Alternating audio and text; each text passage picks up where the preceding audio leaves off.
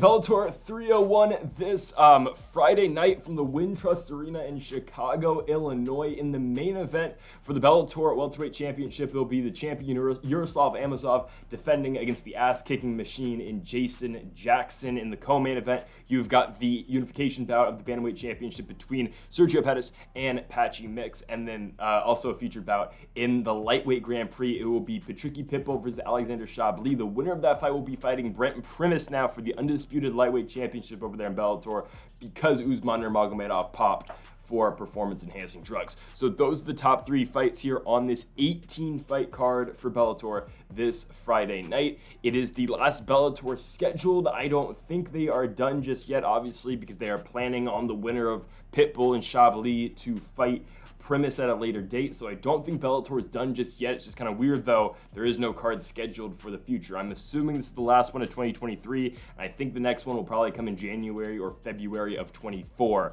But let's get into it. 18 fights on this card. And folks, if you haven't yet, though, make sure that subscribe button down below for some more MMA here on the channel. Yesterday, we posted our UFC Fight Night Allen versus Craig full card predictions. Go check that video out. Link is down in the description down below. We'll be back next week as well for the PFL Championship card. So on to our first four fights. There's a lot of these fights, so we're going to get through the first couple ones pretty quickly. The first one being Yves Landau taking on Isaev Kabashi in this one. Going to take Landau to win. Now, I know Yves Landau is 37 years old now, but he is 4-1 in Bellator. The only loss being to Tim Wilde back at Bellator 267. 3 straight wins for him. The Gavin Hughes win by TKO, and then back-to-back decision wins. Most recently in May, the decision victory over Piotr.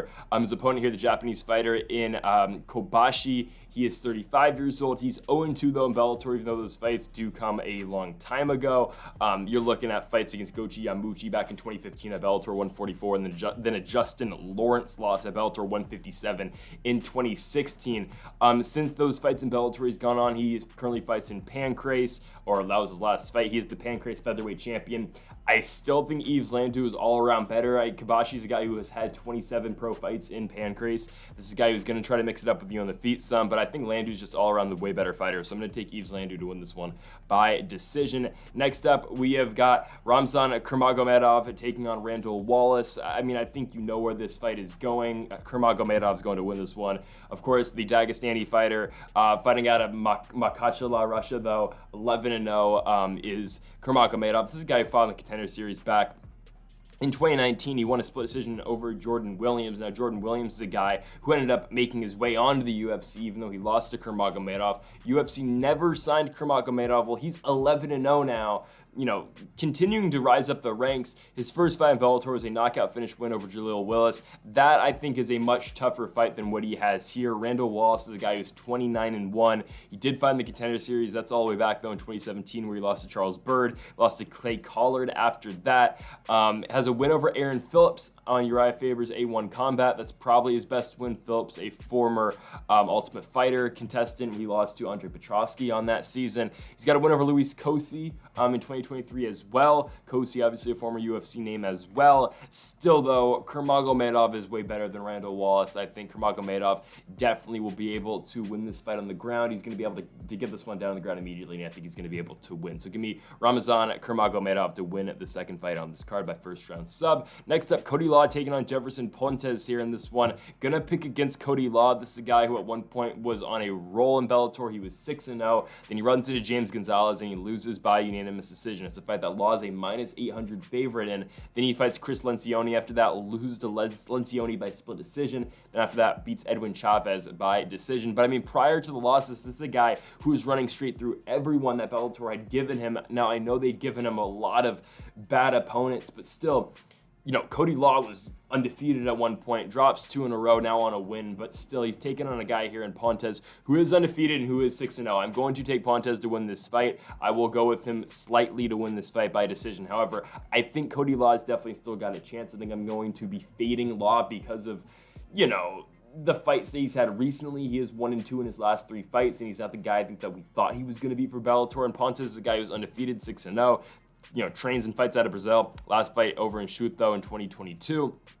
Really good all-around fighter. He can really mix it up on the ground and on the feet. I think he's got so many more skills than what Cody Law has to offer. So I'm going to be taking punches by decision. But I wouldn't be surprised, though, if Cody Law does go out there and win this fight. Again, coming off a win, the momentum is building for him yet again. But I still think Pontes is going to be able to win this one. I'm going to go with him to win by unanimous decision. Final fight out the first four, we have got Mateus Matos taking on Richard Palencia. We're going to be going with Matos to win the fight by unanimous decision. This is a pretty good fight because Matos 13-2-1 is professional. For Palencia, he is 10-1. Matos, coming off his last fight where he did go out there and beat CJ Hamilton all the way back, though, over 2 years ago. He beat Hamilton by second round knockout. His first fight in Bellator was a loss to Magomedov, losing that fight by unanimous decision.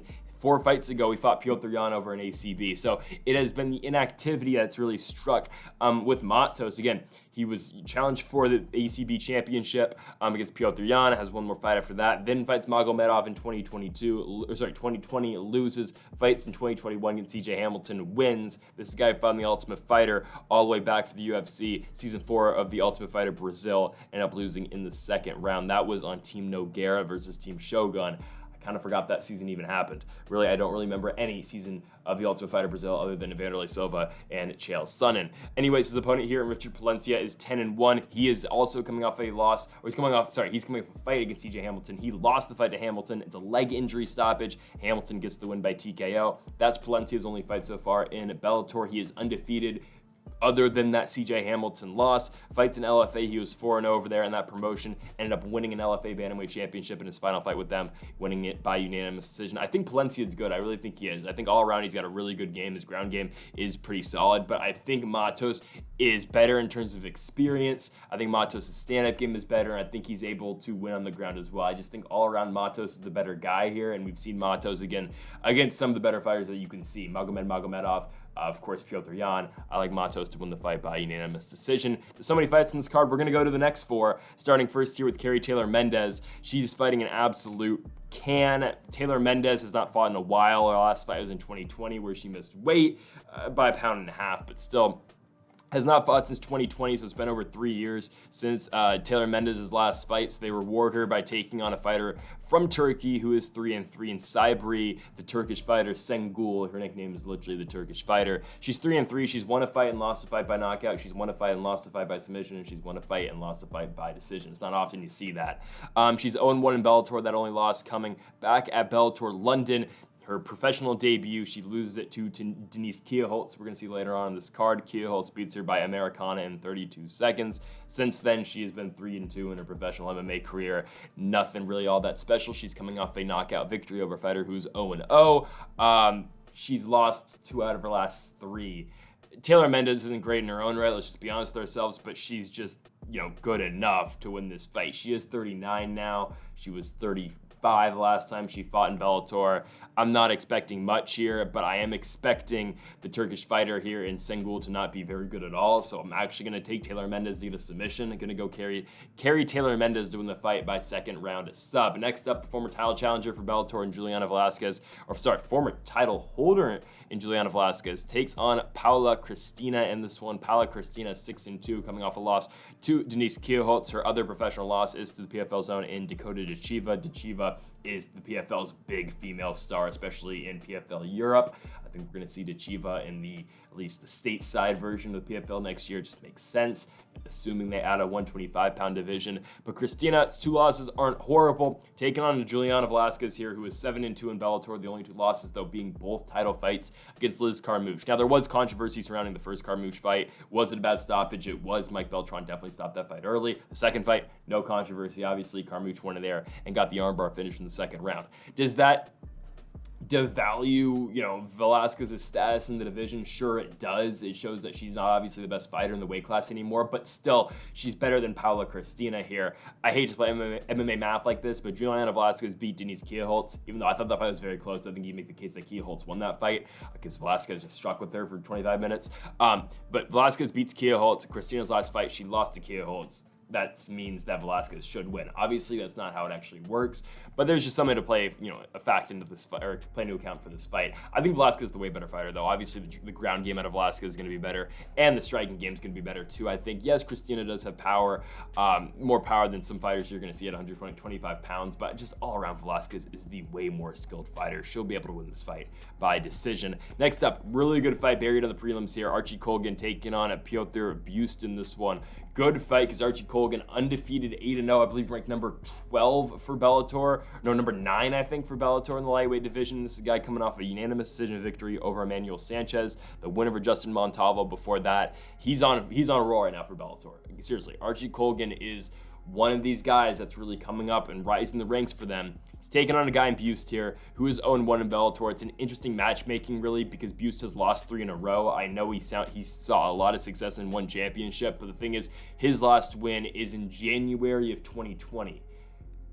Anderson Silva has fought MMA more recently than when Piotr Bust won his last fight. He's lost 3 in a row. November 2020, loses in one championship. Again, loses in November 2021. Gets the Gadzi Rabadanov fight. He's a plus 560 dog. He loses it by unanimous decision. No shame in that. Rabadanov's really good, but still, I just don't see it here. I don't understand why we're doing this matchmaking, considering you want to push Archie Colgan. That's fair, but why are you pushing him against a guy who's lost 3 in a row? Because it's the Paddy Pimblett, Tony Ferguson effect. Paddy Pimblett said it himself, the lose-lose for him, because if he wins, he's beating a guy who's lost 6 in a row, and if he loses, well, then you just lost to the guy who's lost 6 in a row, and that's for an up-and-coming prospect. Same thing can be said here about Archie Colgan. Sure, he wins impressively, and that's kind of the incentive for Paddy Pimblett too if he knocks out Tony Ferguson, but that's the incentive for Colgan here. He's got to look really good, and he's got to look really impressive. It's a showcase bout for him. He should be able to win the fight.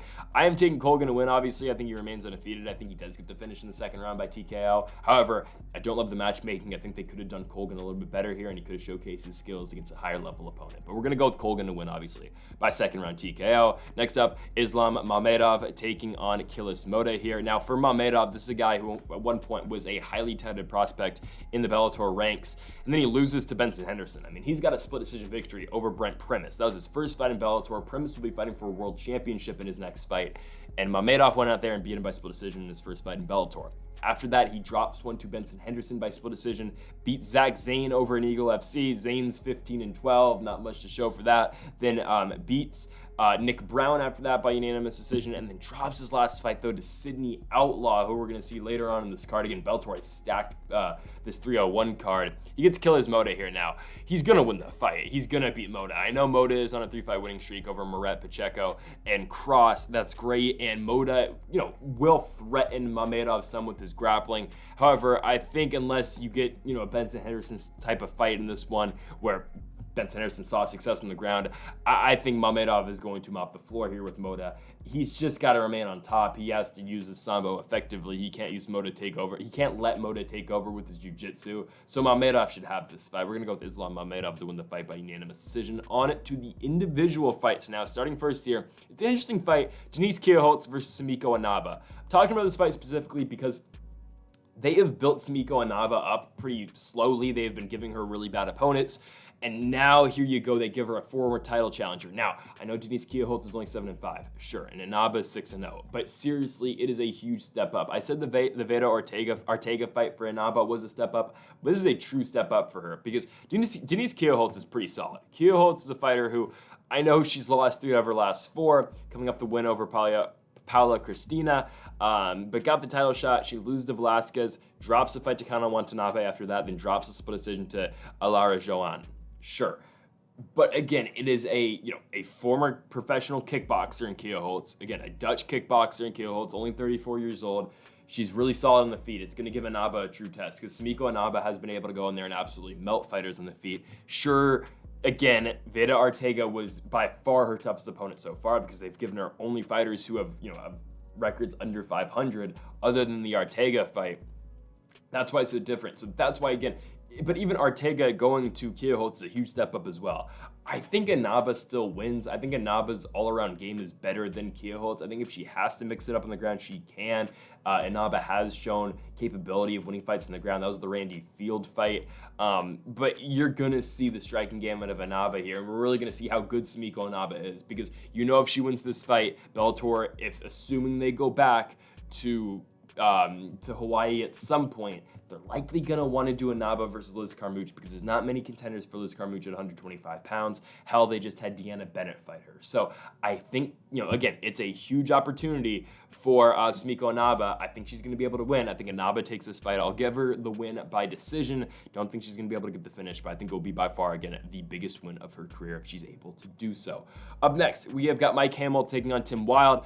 Wilde, I don't know why this fight is so high on the card, but it is. I think I probably should have done individual for Colgan and Bust instead. But here's this one. Hamel's 11-5. He is coming off of 4 straight wins. He comes into Bellator, drops back-to-back fights to Adam Borch and to Usman Nurmagomedov, then wins 4 in a row though over the likes of Bryce Logan, Kilias Mota, Nick Brown, and Shamil Nikiev. He now gets Tim Wilde, a guy who is 16-4-1 professionally, but again, is on a roll in Bellator as well. Currently on a 4-fight unbeaten streak in the Bellator cage. The win over Charlie Leary, the one loss being to Brent Primus, but the win over Charlie Leary, the win over Yves Landau, the draw against Alfie Davis, the win over Saul Rogers, the win over Chris Gonzales is impressive. Both these guys have been, again, they've been racking up the wins so far in Bellator, at least as of late. I think Hamel is slightly better, though. I think he's got more skills, and I think he's got slightly more power as well. I think he's the way better striker. This fight really will not be much of a ground fight. Neither of these guys are really that talented on the ground, so I think you're going to see a kickboxing fight. And in a kickboxing fight, I'm going to take Mike Hamel to win. Give me Hamel to get the win. We like him to take this one by unanimous decision. On to the next one. Tamir Khizriev taking on Justin Gonzales. A good fight here, but Khizriev is 13-0 undefeated, taking on the 14-2 Gonzales here. Obviously, Justin Gonzales has beat some high-level names in the Bellator cage before, and some high-profile guys as well. He's beat a guy like Zach Zane over in the Contender Series. He's beat Kai Kamaka III here in Bellator. He beat an undefeated Jake Childers over in LFA. Obviously, Jake hasn't really worked out. He went to the PFL, lost to Nick Jennerman one fight, but that's besides the point. Gonzales has some good wins, and his only losses are to the likes of Mads Burnell and Aaron Pico, but now they give him an undefeated 13-0 Timur Khizriev in this fight. Khizriev coming off back-to-back wins over Richie Smullen and Daniel Weichel, winning Eagle FC back in 2021 as well, but Khizriev will melt you on the ground. That's what he does. Again, Khizriev is fighting out of Mahachkala. I believe I got that right. There's 2 main camps in Dagestan. He's not part of Habib's camp. He's part of the camp that Magomed Ankalaev's in, is that camp. And I think Said Nurmagomedov's in that one too. I think. I could be wrong. I think, who else in that? Oh my goodness, featherweight. Oh, God, lost to Dawoodu at one point. I'm totally blanking on his name. Oh, this is bad. I'm running off 2 hours of sleep, so that's probably why. Oh, my goodness. Zubair Chahugov. I believe he's part of that camp, too. Because, again, there's 2 camps in Dagestan. So, Khizriev is not part of the Habib camp. He's part of, the one with Ankalaev. But Khizriev's good. Again, undefeated. He's going to go in there and he's going to melt guys. If he's not going to get it done by submission, which he's only done once, he's going to work with the ground and pound. If not, he'll just smother you on the ground. That's what he does. That's what he's done in his first 2 Bellator fights so far. And I can go on about how good Justin Gonzales is. The thing is, again, it's a different fight when you get into a fight with one of these Dagestani guys, and Khizriev is one of those Dagestani guys. So Khizriev's going to win. He's going to take it. With his wrestling and his sambo, give me Khizriev by unanimous decision. On to our next one. Tyrell Fortune and Marcelo Golm in the heavyweight division.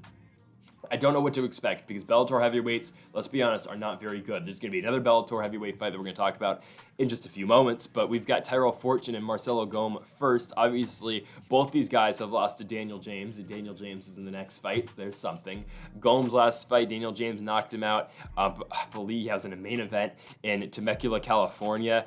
James knocked him out with a hook and then sets him down with an uppercut in the 3rd round in a main event spot. For Tyrell Fortune, he is coming off a win his last fight, but before that, it was by DQ, but before that, he loses to Daniel James. He gets TKO'd, elbowed in the 2nd round. Daniel James comes out with the victory. I believe Daniel James from Chicago in his hometown, so again, he's fighting in his hometown in his next fight. But yeah, both these guys lost to Daniel James. Fortune's 13-3 in Bellator. Golm is 2-1. He does have the UFC career as well, where it didn't end up too well for him. He beats Christian Colombo. I forgot that guy fought in the UFC. Loses to Tim Johnson. Loses to future one championship champion Arjun Singh Bhullar. And then loses to Sergey Pavlovich as well. Now here he is in Bellator. Back-to-back wins over the likes of Billy Swanson and Davian Franklin. And then the Daniel James fight, of course, where he loses. I think Fortune wins. I don't know. Again, Fortune's fight ended in a DQ in his last one. He picks up the victory. I think Fortune is slightly better. I'm not impressed all that much with either of these guys because, again, credit and shout out to Daniel James, who was winning fights at 41 years old. But Daniel James made his Bellator debut at 41 years old, or at least his first Bellator fight in like 10 years. And he was able to beat both these guys. Right? That's Daniel James' only win so far in Bellator in the past 10 years. It's Fortune and Golm. It feels like a loser's fight. I'm just going to be honest. It's a loser's bracket fight. I think Fortune wins. Am I expecting much? No. Tyrell Fortune probably going to land the big shot before Golm does, so give me Fortune to win by first round knockout. Next up, there's the aforementioned American Predator and Daniel James fighting at home in Chicago, Illinois against Ali Isaev in this fight. Isaev's such an interesting fighter because the guy has been scheduled for so many fights after winning the PFL Heavyweight Championship in 2019 where he beats the Big Show, Jared Rochal. He comes in, is booked against, Henan Ferreira, Kilton Abreu, Jamel Jones, all in the PFL. None of those fights happen. They tried to book him in 2021 in the PFL season. They tried to book him in 2022. They can't. He falls out of all those fights.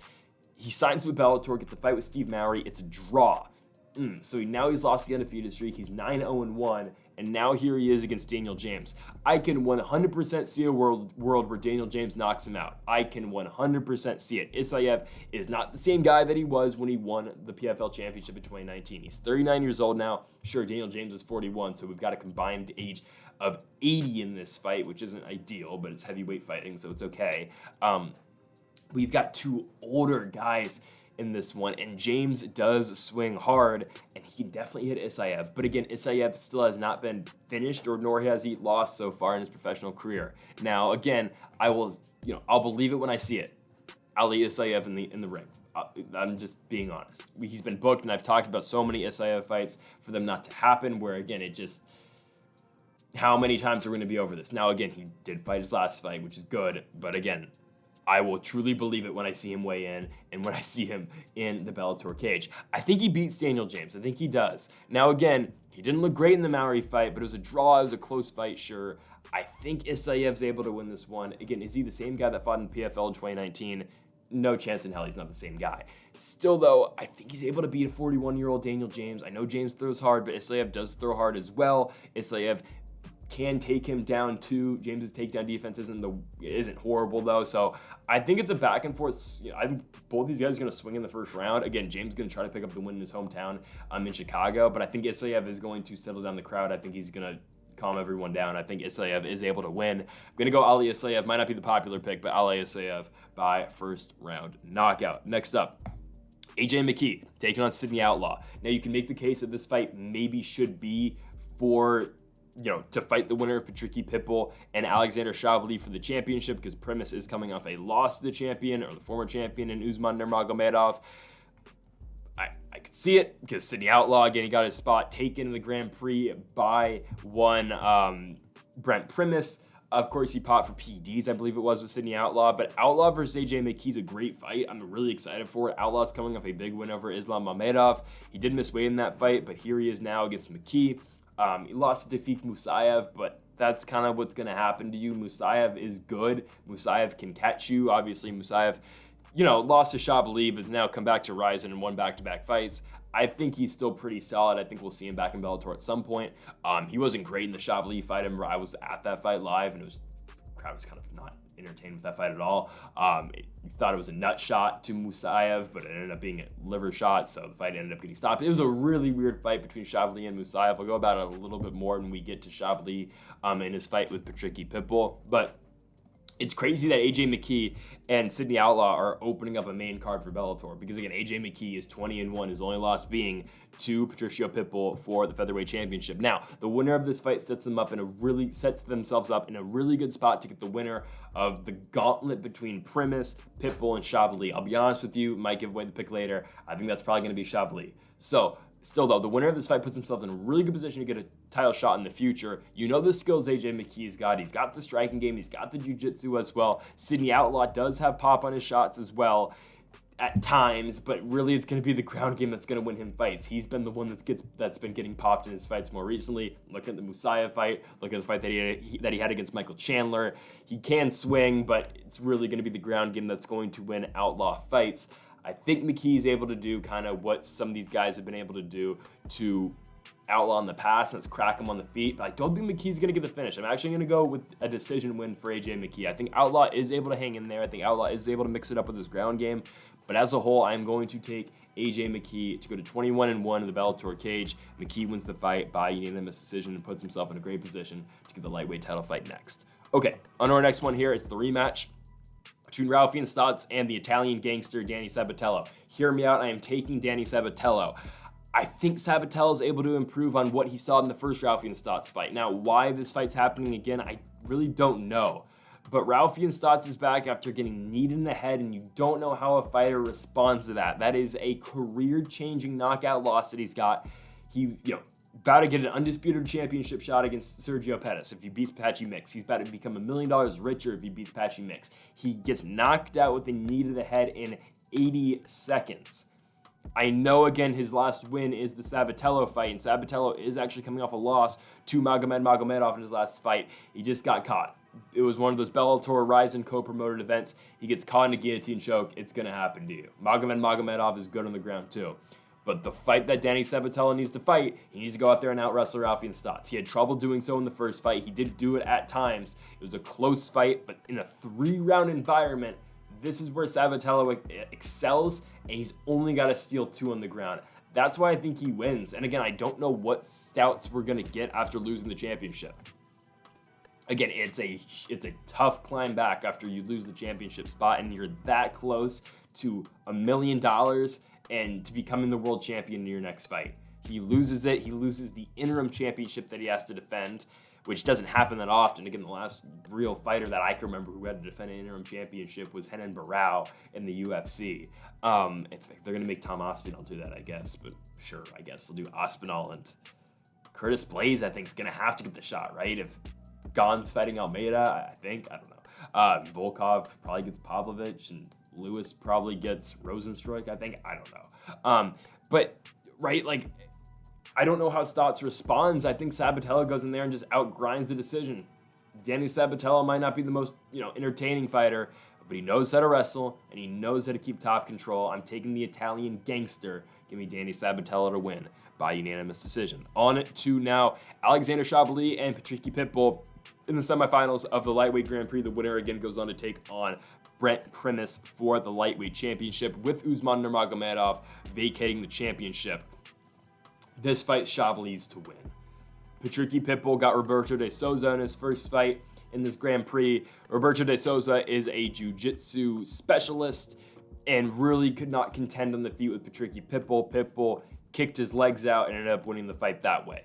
Now, Pitbull's last loss is the Usman Nurmagomedov fight, but Nurmagomedov is no longer, a factor. I think did they make the Primus fight a no contest? They did. So he doesn't actually even own a win over Primus anymore.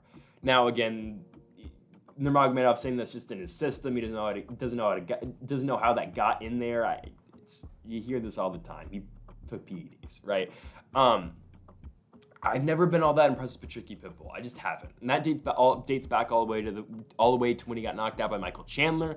I know he went on a huge winning streak. He goes to Ryzen, he loses to Isaev, and then he fights Peter Queally. He loses to Peter Queally. Patricio Pitbull's brother vacates the 155-pound championship, allows Patricky to fight Queally in Ireland. He wins, he becomes the world champion, and then immediately he's got to fight Nurmagomedov. I've never really been that impressed with Patricky Pitbull. And sure, he goes out and beats Roberto de Souza, but that's a very, that's a fight that stylistically, if Pitbull's able to keep it on the feet, he wins, and that's what he did. Shabliy's so tough, because Shabliy can beat him on the ground. Shabliy can definitely beat him on the feet as well. I think Shabliy might go to the ground here, but I'm picking the statement victory here for Alexander Shabliy. First round knockout. he's able to go out there and outstrike a guy like Tafik Musayev. That's hard to do. It's really hard to outstrike a guy like Musayev. Shabliy has gone there. He's knocked out Primus, which I think we're going to see the rematch of. It will be him and Primus. But 2 fights ago, he knocked out Brent Primus in the second round. Shabliy's solid. He's 4-0. Last time this guy lost a fight was back in 2016 by split decision. He is a dog. Shabliy is good. He can wrestle. He can strike. I think it's just all day here. I don't think Patricky Pitbull can contest with the striking game out of Shabliy. And I think it's an even bigger mismatch on the ground. But I think the power is so much in the favor of Alexander Shabliy. Shabliy's able to win the fight. And I'm going to go with him to take this one by first round knockout. On to our next one in the co-main event, Patchy Mix versus Sergio Pettis. I'll just get the pick out the way and I'll describe it, or I'll tell you why. I'm taking Patchy Mix by decision. I think Mix is able to get on top of him here. I know Patchy Mix is coming off the huge victory where he, knees Raufein Stots in the head and he wins the world championship, the interim championship. But I think this is how Patchy Mix becomes the undisputed Bellator bantamweight champion, and that's by grounding Sergio Pettis. Pettis is decent defensively with his wrestling and his grappling. However, Patchy Mix is on a whole nother level in this stuff. He submits Magomedov, puts him to sleep in December of 2022. Okay, he's better than Magomedov in terms of wrestling and grappling. He seems like he's better than Sabatello too, because Magomedov was able to go out there and submit Sabatello. Patchy Mix is that good in terms of grappling. His first shot at the World Championship, he loses to Juan Archuleta. It's a vacant championship fight in 2020. No crowd, whatever. That is Patchy Mix's only professional loss. Since then, he's beat Albert Morales, he beat James Gallagher, he beats Kyoji Horiguchi by decision, he beats Magomedov, and he beats Raufein Stots by knockout. Again, what he did to Raufein Stots is not a very common thing that Patchy Mix does. He's only got 2 knockout wins in his entire career. The only one comes back in 2019.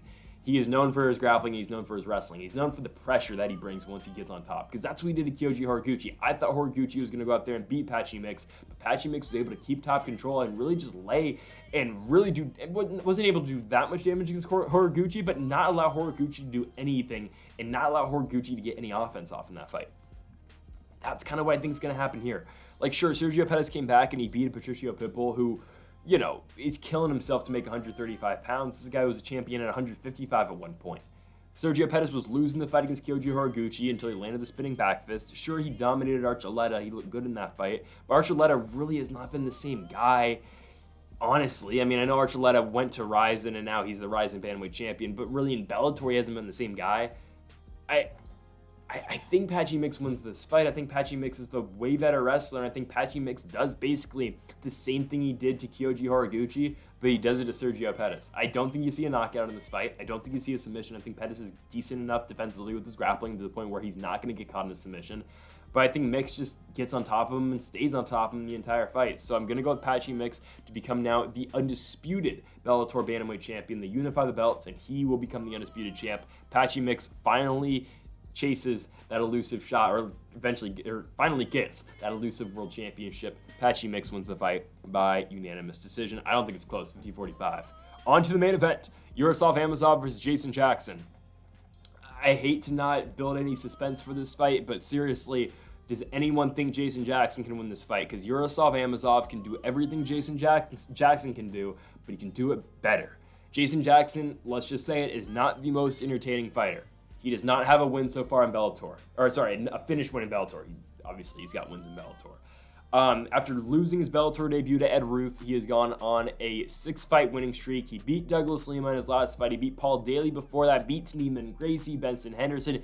Jason Jackson, the ass-kicking machine, goes out there and he outgrinds guys on the ground. He is a way better wrestler than pretty much than any of his opponents that he's going to see, except for Yaroslav Amosov. Logan Storley is a good wrestler, and you saw what Yaroslav Amosov was able to do to him. Amosov's able to mix it up on the feet as well, and he's able to do damage on the feet, while at the same time he's able to threaten with the takedown, threaten with the grappling that he has as well. Amosov is by far the best fighter that Bellator has got at 170 pounds, and he would be a guy that would make an immediate impact in the top 5 in the UFC's welterweight division. He's 27-0, looking for 28-0, and again, I just don't see a world where Jason Jackson wins. If Jason Jackson wins, it's going to be obvious in the first 5 minutes. I think whoever wins this fight is going to have complete control of the entire fight and just dominate in terms of wrestling. Or in Amosov's case, he'll dominate the wrestling and then keep the fight on the feet and dominate in terms of the striking. But if Jason Jackson wins, he out the gate is going to establish himself as the better wrestler, and he's going to win that fight from pillar to post. He's going to win it from minute 1 all the way to minute 25 in this fight.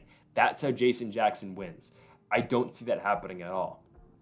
I think Amosov's going to stuff every single takedown he shoots, and Amosov will be able to outbox him on the feet, and at the same time, I think Amosov will be able to win on the ground as well. That's how good this guy is, and it's no disservice to Jason Jackson, but Jason Jackson, he's beaten old Douglas Lima. He's, beat Paul Daly, who's been there, done that. He's got 60 professional fights. Beats Neiman Gracie. He beats Benson Henderson up a weight class. He's not going to be able to bully Yaroslav Amosov on the ground like he does to a lot of his opponents. This fight is all Yaroslav Amosov. He's going to go out there and absolutely dominate. I think he's able to dominate with the wrestling, and at the same time, he's going to be able to dominate on the feet as well. So it's going to be Yaroslav Amosov to defend and successfully defend the Bellator Welterweight Championship by beating Jason Jackson by unanimous decision. Folks, that's going to do it here for our Bellator 301 predictions here on the channel. Make sure to hit that subscribe button down below for more. I'll be back for whenever Bellator decides to come back. But of course, the PFL next week, and then the UFC in 2 weeks' time over in Austin, Texas for Arman Tsarukyan and Beneil Dariush in the main event from the Moody Center, again, in Austin, Texas. So folks, thank you for watching. Make sure that subscribe button down below for more. Make sure to leave a like if you did enjoy the video. Make sure to comment if you do disagree with any of the picks. And Mamba forever.